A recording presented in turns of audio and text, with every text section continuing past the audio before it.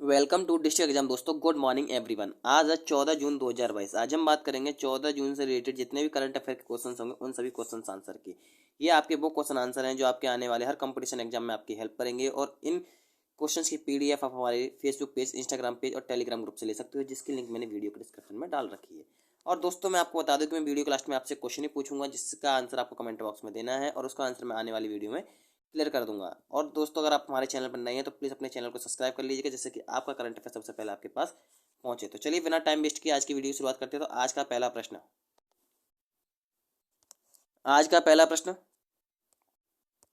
दोस्तों मैं आपको बता दूं कि मैं आंसर के साथ साथ आपके डाउट भी क्लियर करता चलूंगा, जिससे कि आपको एग्जाम में कोई प्रॉब्लम नहीं आएगी। तो क्वेश्चन है आपका, हाल ही में जारी QAS वर्ल्ड यूनिवर्सिटी रैंकिंग 2023 में भारत का भारतीय विज्ञान संस्थान बेंगलोर में कौन से स्थान पर रहा है।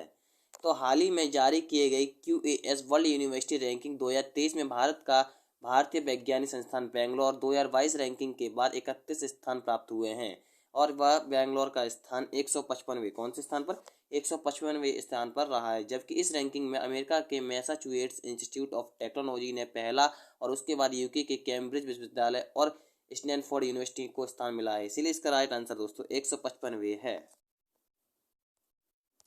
अगला प्रश्न, निम्न में से किस बैंक ने हाल ही में फिनटेक के लिए एक अलग आंतरिक विभाग की स्थापना की है। तो भारतीय स्टेट बैंक ने, किसने दोस्तों, भारतीय स्टेट बैंक ने हाल ही में एक फिनटेक के लिए एक अलग आंतरिक विभाग की स्थापना की है। भुगतान और निपटाना प्रणाली विभाग केंद्रीय कार्यालय फिनटेक डिवीजन को शामिल करके 4 जनवरी 2022 को नया विभाग बनाया गया है। इसीलिए दोस्तों इसका राइट आंसर भारतीय स्टेट बैंक है। अगला प्रश्न, इनमें से कौन सा शहर दिसंबर 2021 में अपनी पहली नाव लॉन्च के बाद जल मेट्रो परियोजना का देश पहला शहर बन गया है। तो केरल का कोची शहर कौन सा दोस्तों, केरल का कोची शहर दिसंबर 2021 में अपनी पहली नाव के लॉन्च के बाद जल मेट्रो परियोजना का देश का पहला शहर बन गया है, जिसका नाम मुजिरिस है, जो कोचिन व्यापार लिमिटेड द्वारा निर्मित 23 बैटरी चालित एक इलेक्ट्रिक नौकाओं में से एक है। यह लॉन्च 747 करोड़ रुपए की परियोजनाओं का एक हिस्सा है। इसीलिए दोस्तों इसका राइट आंसर कोची है। अगला प्रश्न, निम्न में से किस फिल्म अभिनेत्री को हाल ही में 12वें भारत रत्न डॉक्टर भीमराव अंबेडकर पुरस्कार 2022 से सम्मानित किया गया है। तो वर्ष 2015 की फिल्म बजरंगी भाईजान की अभिनेत्री हर्षाली मल्होत्रा, कौन सी, हर्षाली मल्होत्रा को हाल ही में 12वें Bharat Ratna doctor B are Ambedkar पुरस्कार 2022 से सम्मानित किया गया है। उन्होंने सराहनीय प्रदर्शन और भारतीय सिनेमा के क्षेत्र में योगदान के लिए उन्हें महाराष्ट्र के राज्यपाल श्री भगत सिंह कोश्यारी उन्होंने सम्मानित किया है। इसलिए दोस्तों इसका राइट आंसर हर्षाली मल्होत्रा है। अगला प्रश्न, निम्न में से किस क्रिकेटर टीम खिलाड़ी क्रिस रोमिस को क्रिकेट के सभी फॉर्मेट से संन्यास लेने की घोषणा की है।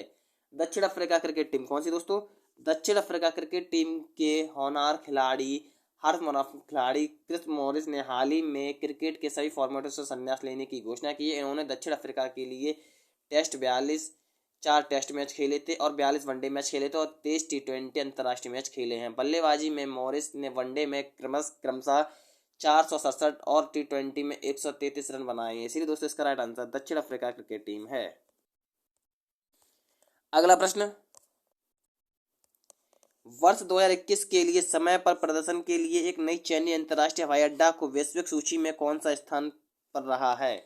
तो वर्ष 2021 के लिए समय पर प्रदर्शन के लिए चेन्नई अंतर्राष्ट्रीय हवाई अड्डा को वैश्विक सूची में 8वें स्थान मिला है। कौन सा दोस्तों, 8वें स्थान पर रहा है। चेन्नई एयरपोर्ट के ताज़ा ट्रैफिकों के आंकड़ों के मुताबिक इसने घरेलू ट्रैफिक में 80% की रिकवरी की है। यह भारत का 6वां सबसे व्यस्त हवाई अड्डा है। इसीलिए दोस्तों इसका राइट आंसर 8वां स्थान है। अगला प्रश्न, गूगल और किस बैंक ने हाल ही में बैंक की ग्राहक की अनुभव रणनीति को बढ़ावा देने के लिए समझौते पर हस्ताक्षर किए हैं। तो आरवीएल कौन सा, आरवीएल बैंक और गूगल ने हाल ही में बैंक की ग्राहक अनुभव रणनीति को बढ़ावा देने के लिए समझौता किया है, जिसके माध्यम से बैंक डिजिटल प्लेटफॉर्म अवकेश 2.0 के माध्यम से अपने तेजी बढ़ते ग्राहक आधार सेवा के लिए अपने मूल प्रस्ताव को विस्तार करेगा। इसीलिए दोस्तों इसका राइट आंसर आरवीएल बैंक है।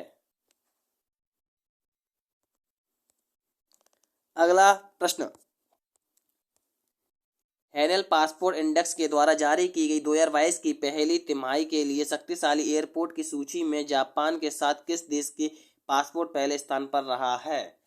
तो हैनेल के पासपोर्ट इंडेक्स में जारी की गई 2022 की पहली तिमाही के लिए शक्तिशाली पासपोर्ट की सूची में जापान के साथ सिंगापुर, कौन सा दोस्तों? सिंगापुर का पासपोर्ट पहले स्थान पर रहा है। जारी हैनेल पासपोर्ट इंडेक्स के भारत 83वें स्थान पर रहा है, जबकि भारत का पासपोर्ट पिछले वर्ष 90वें स्थान पर रहा था। जबकि भारतीय पासपोर्ट आपको 60 देशों से वीजा मुक्त पहुंचने की अनुमति देता है, इसीलिए दोस्तों इसका राइट आंसर सिंगापुर है। अगला प्रश्न, अंतर्राष्ट्रीय मुद्रा कोष ने हाल ही में किसे अपना राय मुख्य अर्थशास्त्री नियुक्त किया है?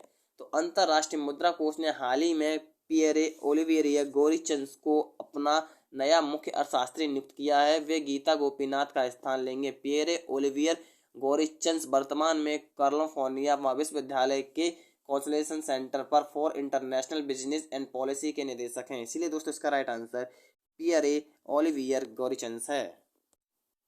अगला प्रश्न, शेख मोहम्मद बिन जयाद अल नहायान को हाल ही में किस देश का नया राष्ट्रपति चुना गया है? सर्वोच्च संघ की सर्वोच्च परिषद ने हाल ही में अबू धाबी के शासक शेख मोहम्मद बिन जयाद अल नहायान को संयुक्त अरब अमीरात का नया राष्ट्रपति चुना गया है। उन्होंने शेख के खिलाफ बिन जयाद नहायान का स्थान लिया है, जिनका 77 की उम्र में निधन हो गया है, इसीलिए दोस्तों इसका राइट आंसर संयुक्त अरब अमीरात है। अगला प्रश्न, दूरसंचार समाचार के महानिदेशक का नाम बताइए जिसे हाल ही में प्रचार भारती का अतिरिक्त प्रभाव दिया गया है। दूरदर्शन समाचार के महानिदेशक मयंक कुमार अग्रवाल, कौन दोस्तों? मयंक कुमार अग्रवाल को हाल ही में प्रसार भारती का अतिरिक्त प्रभार दिया गया है। उन्होंने शशि शेखर वेम्पति का स्थान लिया है, जिन्होंने 5 साल तक राज्य प्रसारक के सीईओ के रूप में कार्य किया है, इसलिए दोस्तों इसका राइट आंसर मयंक कुमार अग्रवाल है। अगला प्रश्न, 13 जून को विश्व भर में कौन सा दिवस मनाया जाता है? तो 13 जून को विश्व भर में अंतर्राष्ट्रीय एल्बिनिज्म जागरूकता दिवस मनाया जाता है। इस हर दिन का लोगों को शिक्षित करने के लिए एल्बिनिज्म से पीड़ित लोगों को सभी प्रकार के मानव अधिकारों के उल्लंघन का शिकार होते रहते हैं और उन्हें इनके लिए जश्न मनाने के लिए कार्यक्रम आयोजित किए जाते हैं, इसीलिए दोस्तों इसका राइट आंसर अंतर्राष्ट्रीय एल्बिनिज्म जागरूकता दिवस है। अगला प्रश्न, संयुक्त राष्ट्र विकास कार्यक्रम और किस मंत्रालय ने क्रेडिट रणनीतिक साझेदारी के लिए एक समझौते पर ज्ञापन पर हस्ताक्षर किए हैं? कृषि और किसान कल्याण मंत्रालय ने हाल ही में संयुक्त राष्ट्र कार्यक्रम ने हाल ही में क्रेडिट रणनीति साझेदारी के लिए एक समझौते ज्ञापन पर हस्ताक्षर किए हैं, जिसके तहत यूएनडीपी केंद्र की कार्रवाई महत्वाकांक्षी प्रधानमंत्री फसल बीमा योजना और किसान क्रेडिट कार्ड को तकनीकी सहायता देगा, इसलिए दोस्तों इसका राइट आंसर कृषि और किसान कल्याण मंत्रालय है। अगला प्रश्न, डिजिटल इलेक्ट्रॉनिक्स के लिए विश्व का पहला राइट टू रिपेयर कानून किस विधानमंडल द्वारा पारित किया गया है?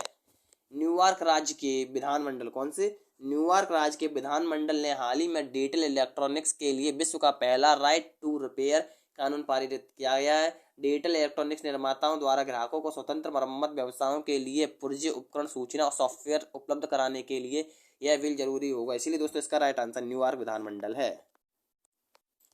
अगला प्रश्न, भारत ने किस वर्ष पहला मानव अंतरिक्ष मिशन गगनयान और साथ ही पहला मानव महासागर मिशन लॉन्च करने की घोषणा की है? वर्ष 2023 में पहला, कौन सा दोस्तों? वर्ष 2023 में पहला मानव अंतरिक्ष मिशन गगनयान और साथ ही पहला मानव महासागर मिशन लॉन्च करने की घोषणा की है। अंतरिक्ष और महासागर मानव मिशन दोनों के लिए परीक्षण एवं उन्नत चरण के लिए विकसित हुआ है, इसीलिए दोस्तों इसका राइट आंसर 2023 है। अगला प्रश्न, हाल ही में किस देश के पहले राष्ट्रपति लियोनिद कारुचाई का हाल ही में निधन हो गया है? स्वतंत्र यूक्रेन के, कहाँ के दोस्तों? यूक्रेन के पहले राष्ट्रपति का लियोनिद कारुचाई का हाल ही में 88 वर्ष की उम्र में निधन हो गया है। यह एक कम्युनिटी नेता थे जिन्होंने सोवियत संघ के डेथ वारंट पर हस्ताक्षर करने से मदद की और स्वतंत्र यूक्रेन के पहले राष्ट्रपति के रूप में कार्य किया, इसीलिए दोस्तों इसका राइट आंसर यूक्रेन है। अगला प्रश्न, निम्न में से किस गायक को इंडो यूके कल्चरल प्लेटफॉर्म का ब्रांड एम्बेसडर नियुक्त किया गया है? तो महान गायक आर के रहमान, कौन? AR रहमान को इंडो यूके कल्चर प्लेटफॉर्म का एम्बेसडर नियुक्त किया गया है, जिन्होंने सीजन ऑफ द कल्चर का राजदूत नियुक्त किया गया है, जो भारत की स्वतंत्रता की 75वीं वर्षगांठ का प्रतीक है। इस संस्कृति के मौसम के उद्देश्य कला, अंग्रेजी और शिक्षा के क्षेत्रों में भारत यूके सहयोग को मजबूत करना है। इसलिए दोस्तों इसका राइट आंसर AR रहमान है।